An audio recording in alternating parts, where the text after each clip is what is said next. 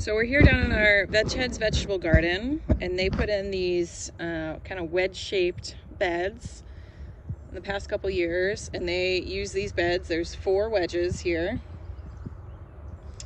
and so they use these in a crop rotation.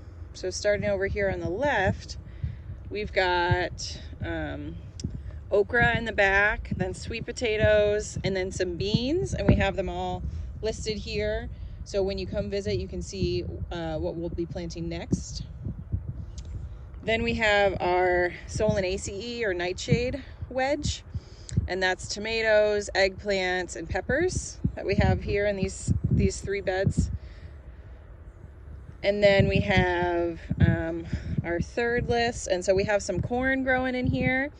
And we tried to do the 3 sisters method in here, but for some reason we didn't have good germination on our squash that we chose. So we just have beans and corn, but it's going really nicely. You can see the corn is growing up, and the beans, we have a little additional support here, but the beans are growing up the corn stalks.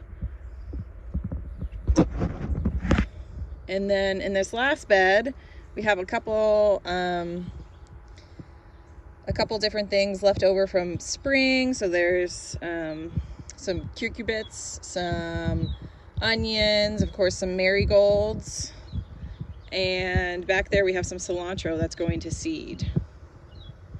So they use crop rotation, the VegHeadz use crop rotation in order to limit disease and pest pressure building up in these beds. So next year, the Solanaceae, or next season, the Solanaceae will be in this bed. So it continually goes in a circle. And so every 4 years or so, you get back to the same bed. But it really helps us cut down on pest pressure and disease, and it makes our vegetables a whole lot healthier.